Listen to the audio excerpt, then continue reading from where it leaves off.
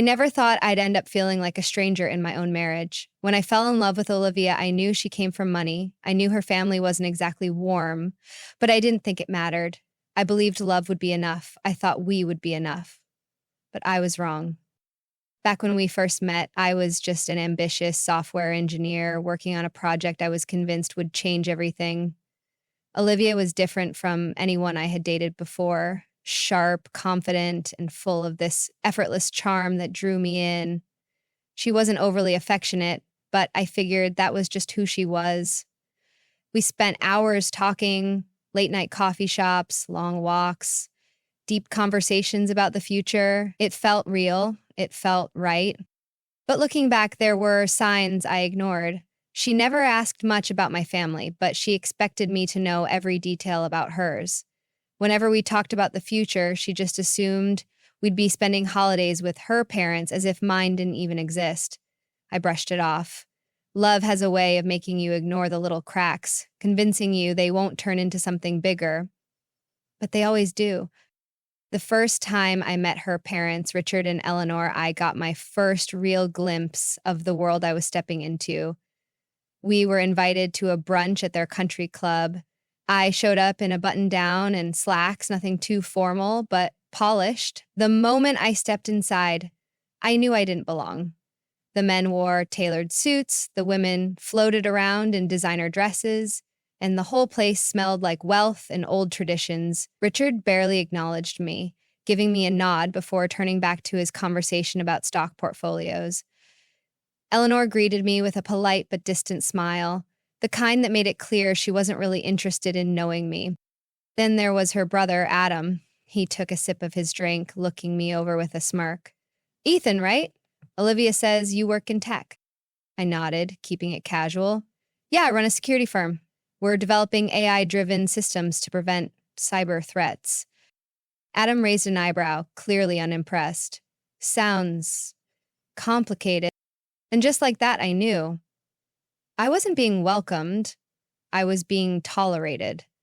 I wasn't seen as someone they wanted in their circle. To them, I was an outsider, an unexpected guest in a world they had carefully curated. They didn't care about my dreams. They didn't care about me. They only cared about keeping things exactly the way they wanted. The engagement should have been a celebration, but it felt more like a transaction. When I proposed to Olivia, I had envisioned the perfect moment, roses, candles, a quiet rooftop dinner with a view of the city. I poured my heart out to her, telling her she was the only woman I ever wanted to spend my life with. She said yes, but when we shared the news with her family, the first thing her father, Richard, said wasn't "congratulations" or "we're happy for you." Instead, he asked, "Did you sign a prenup?" I remember Olivia just sitting there, not saying a word, as though it was completely normal. Like this moment, our engagement wasn't about love, but business.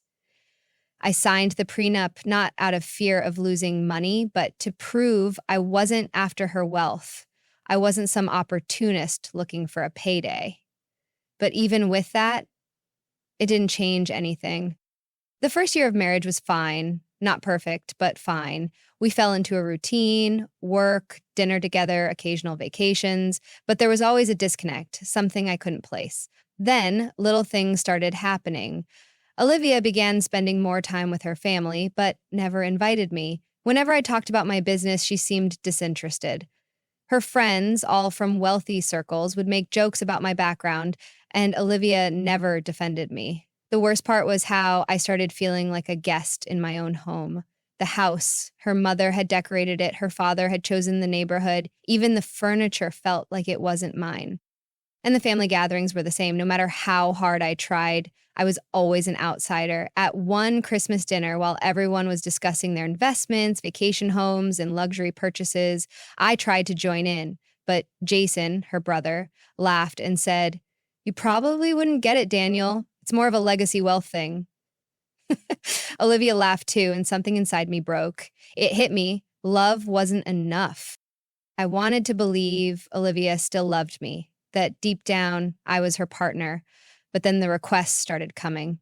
First, it was Jason asking for a small loan.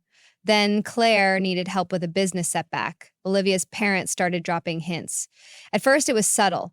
Margaret would mention how the vacation home needed renovations, and Richard would complain about the cost of his new car. But soon, the requests became direct. Daniel, wouldn't it be nice if you helped out more? After all, we're family. That word, family. They had never treated me like family. They had treated me like an investment, and now they wanted their return. The moment it all became crystal clear was one night after another dinner where I felt invisible. I asked Olivia, "Do you even love me?" She looked at me confused. Of course I do. What kind of question is that? But there was no warmth in her voice, no reassurance. It was all so cold.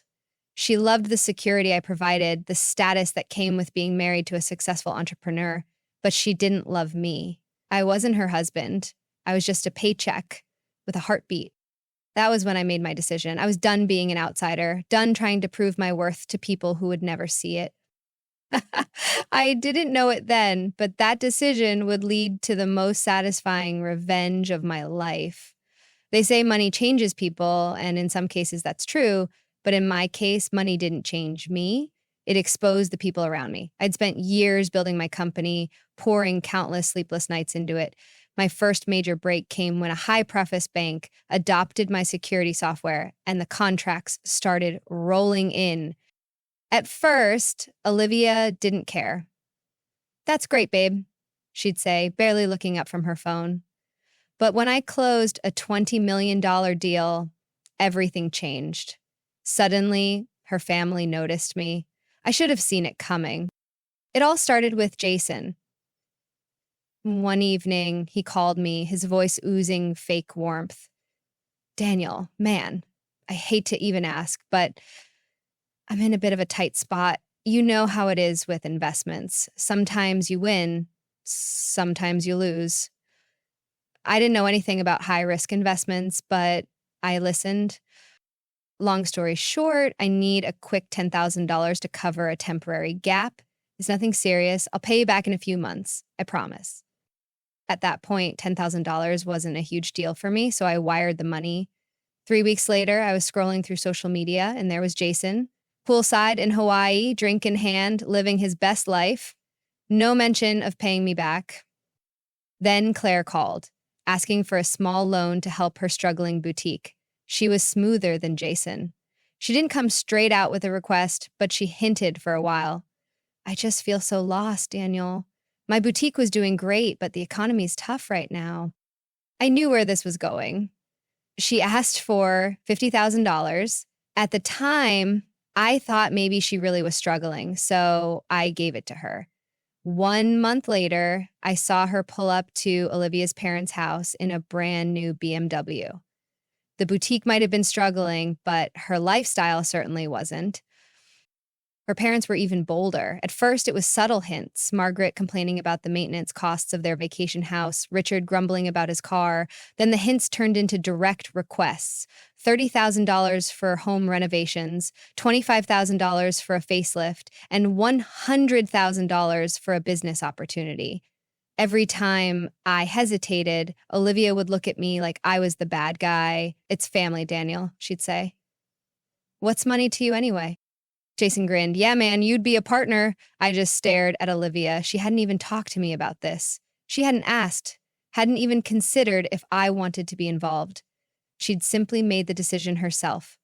Sitting there at my own dinner table, surrounded by people who claimed to be family, I realized something. They didn't respect me. They didn't care about me. To them, I was just a walking dollar sign. The breaking point came that night after her family left. I finally confronted Olivia. "Do you even love me?" I asked. She scoffed. "What kind of question is that?" "I mean it," I said. "It feels like you and your family only care about me when I'm giving you something." She rolled her eyes. "Oh, don't be so dramatic." For wanting to be loved for who I was, not for what I could provide. Dramatic for expecting my wife to stand by me, not use me as a resource for her family. Dramatic for wanting respect. I walked away from that conversation knowing two things. Olivia didn't love me, and I was done being used. The money had never been the issue. It was never about the loans, the gifts, or the expensive requests. It was the entitlement, the lack of gratitude, the fact that they never saw me as family, just as a means to an end. And I knew one thing for sure. The next time they tried to use me, I would make them regret it. I I didn't know how it would unfold, but the seeds of betrayal had been planted, and soon my revenge would take root. Do you ever wake up and realize the person you're sleeping next to isn't who you thought they were? That's what happened to me. At first, I tried to ignore it. I told myself I was overthinking, that marriage had its ups and downs, and maybe Olivia was just going through a phase. But deep down, I knew the truth. She was changing. Or maybe she had always been this way, and I was just now seeing it. Either way, the respect was gone, and once respect is gone, love doesn't stand a chance. The shifts were subtle at first. Olivia didn't wake up one day and suddenly start treating me like I was beneath her. No, it happened in small, almost unnoticeable ways. She used to text me during the day to check in, but now days would go by without a word. She used to brag about me to her friends, about my work, my business, my success. But now, when someone asked what I did, she'd roll her eyes and say, "Oh, something with computers, boring tech stuff." I wasn't her husband anymore. I was a background character in her perfect little life.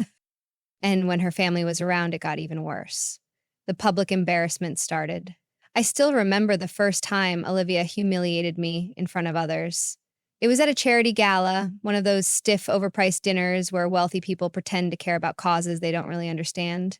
I was standing next to Olivia when one of her father's business partners approached us. "Rebecca, darling," he said, completely ignoring me. "And who is this?" I held out my hand. "Daniel Carter." The man raised an eyebrow. "Ah, the tech guy." Before I could even respond, Olivia laughed. "Oh, Daniel's not really involved in that world," she said, waving her hand dismissively. "He just likes tinkering with little projects." Tinkering with little projects. I had just signed a multi-million-dollar deal with a Fortune 500 company, and she made it sound like I was fixing printers in a basement. The man chuckled and turned away, moving on to someone else. Olivia didn't even notice the way my jaw clenched. Or if she did, she didn't care. Making me look small was effortless for her. The worst was yet to come. I started noticing more changes, more little things. Olivia's clothes started changing, tighter, more expensive heels, a different perfume. She started staying out later, claiming she was with friends but never giving me any details. She laughed a little too hard when certain men joked with her at parties.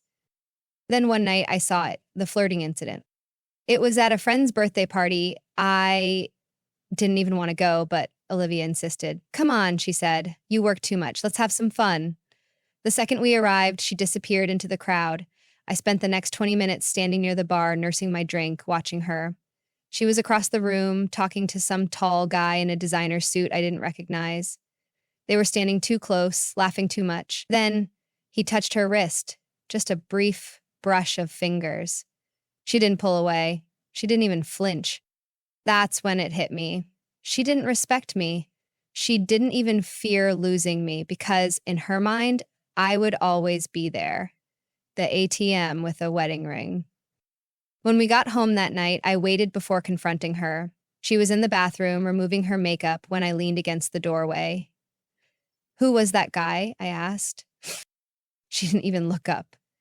"The guy at the party, the one you were all over," she sighed, annoyed. "Oh, please, Daniel, don't be insecure." "Insecure," I repeated. Not concerned, not upset. Insecure. I folded my arms. "You're my wife, Olivia. You were flirting with another man right in front of me." She snapped her compact mirror shut and finally looked at me. "So what if I was?" For a second, I swear I felt my heart stop. I expected a denial, excuses, anything, but no, what I got was something else entirely. "You don't even like me anymore, do you?" I asked. She smirked. "Daniel, you're being ridiculous. We're married." That doesn't mean I have to be glued to your side like some lovesick teenager. She said it so casually, like it was normal, like I was the one being irrational. And that's when I knew this wasn't my wife anymore. This was a woman who had already checked out of our marriage. The next morning, I overheard something that sealed my decision. Olivia was on the phone with her mother. She thought I was asleep. "He's becoming a problem," she whispered. I lay there wide awake, listening. "He keeps questioning everything. If I push him too hard, he might actually start pulling back financially." She paused. "No, of course not. The prenup's airtight, but still, if we play this right, we can get a nice settlement out of him." That was it. That sealed my decision. I turned and walked away, the weight of years of manipulation and deceit finally lifting from my shoulders. As I exited the room, I felt a strange sense of peace. There was no anger, no satisfaction, just a calm that came with knowing I had reclaimed my life. Rebecca had underestimated me. Her family had underestimated me, but now they would never forget the man they tried to control. And it was over. They thought they had me trapped in their world of entitlement and expectations, but in the end, it was them who had been the ones trapped by their own greed and delusion. I had broken free, and nothing they could do would ever change that. As I walked out of my office, the door closing behind me, I knew one thing for sure. I was finally in control of my own life. And as for them, they'd have to figure out how to deal with the wreckage they had caused. I was done being their pawn. I left it all behind, knowing I was stronger than ever, and that was all I needed. As the months rolled on, I continued to find new ways to grow and embrace the life that was finally mine. The memories of that Thanksgiving dinner faded into the background, replaced by experiences and achievements that were all my own.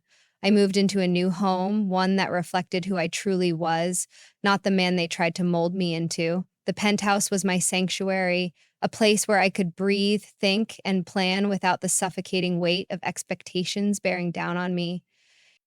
I traveled, not because I had to, but because I wanted to. No more forced family vacations or pretending to enjoy places that didn't feel like mine. I found solace in the freedom of discovery. I visited cities and countries I had only dreamed of, soaking in the culture, the food, the people. Every trip felt like a step further from the person I had been. But the real shift happened in my business. It flourished in ways I hadn't even anticipated. New contracts came through, partnerships with people who saw me for my work, not for what I could give them. The company hit new milestones, surpassing what I had even set out to achieve. For the first time, I wasn't working to please someone else. I was building for me. And then there was the personal growth. I started dating again, but this time with a clear understanding of what I wanted. It wasn't about finding someone to fill a role or meet someone else's expectations. It was about finding someone who valued me for who I was.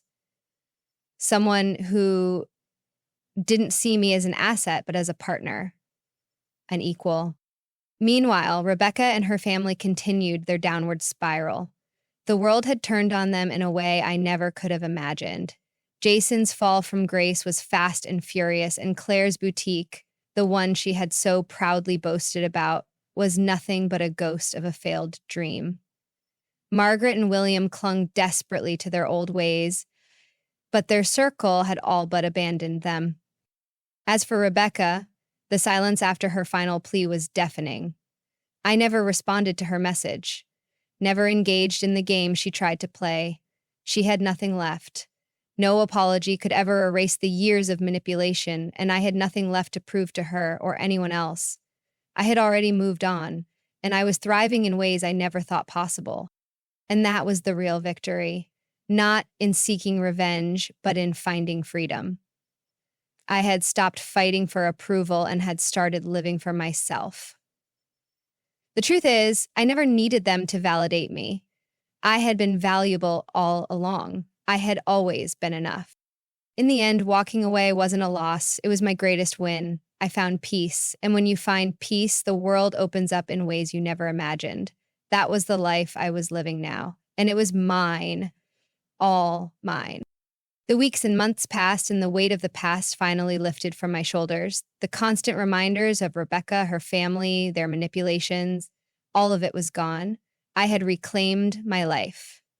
The toxic hold they had on me was shattered, and I was standing on my own, stronger than I had ever been. There were no more forced smiles, no more pretending to fit into a world I didn't belong in, no more of the people who had only used me for their own gain. I was free, but freedom came with its own challenges. Now I had to figure out what came next. What did a life without them even look like?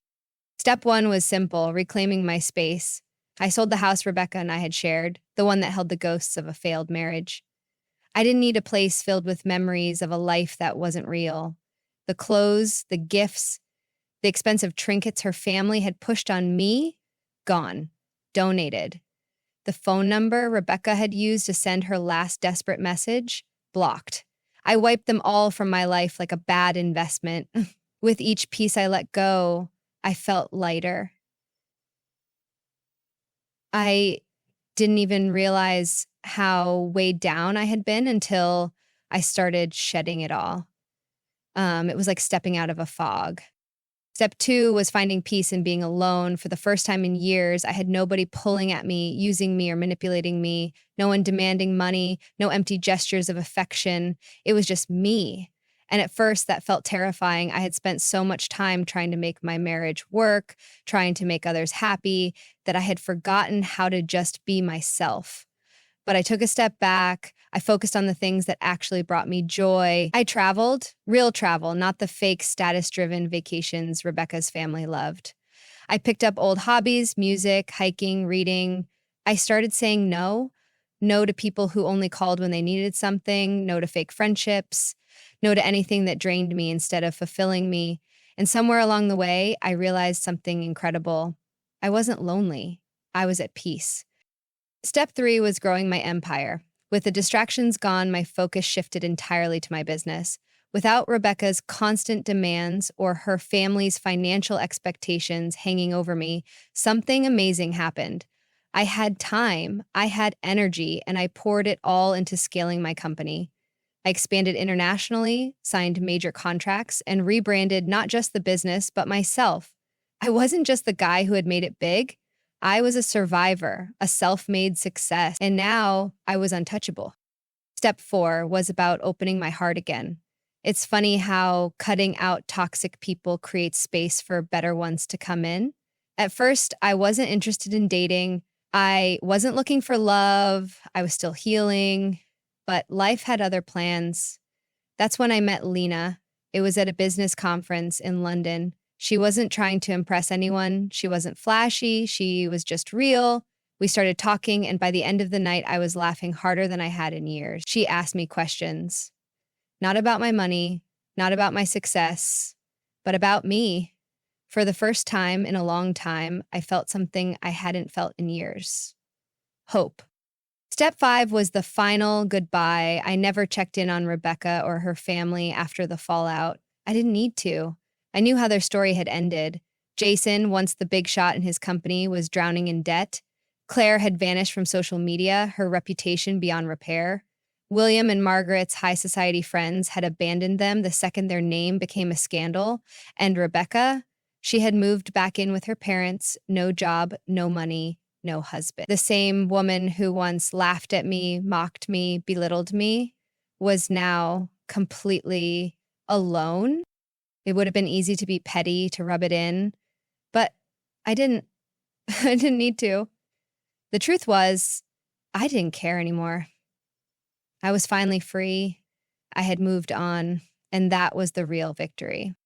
The best Thanksgiving of my life. I spent it with friends, real friends, people who valued me for who I was, not what I could provide. It was quiet, simple, but it was everything I had ever needed. I looked around the table, and for the first time in years, I felt truly grateful.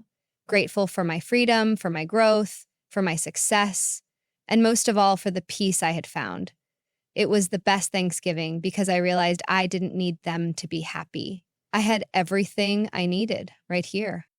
A year later, I sat at a small Thanksgiving dinner, surrounded by real friends, real love, and real happiness. No gold diggers, no fake smiles, no hidden agendas, just laughter, warmth, and a quiet sense of peace. And as I looked around the table, I realized something.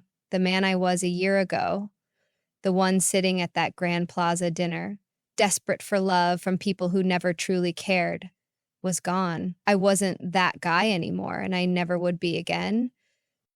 Because the truth is, sometimes life breaks you down so you can rebuild yourself even stronger. And that's exactly what I did. I rebuilt my life, my happiness, my peace. And now I was finally free. There's something strange about peace, something no one tells you about.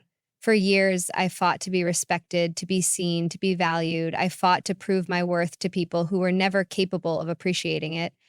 And when I finally walked away, when I cut them out, when I won, I expected a rush of victory. I expected to feel powerful, but instead, I felt quiet, not empty, not lost, just calm. It was as if for my whole life I had been standing in the middle of a loud, chaotic storm, a storm where I was constantly explaining myself, justifying my actions, constantly giving and getting nothing back. And now the storm had passed. And for the first time, I could breathe. Looking back, without regret, it took me a while to fully accept what happened because even though I knew I was better off without them, there was still a part of me that grieved the time I had lost. Years spent trying to be part of a family that was never mine.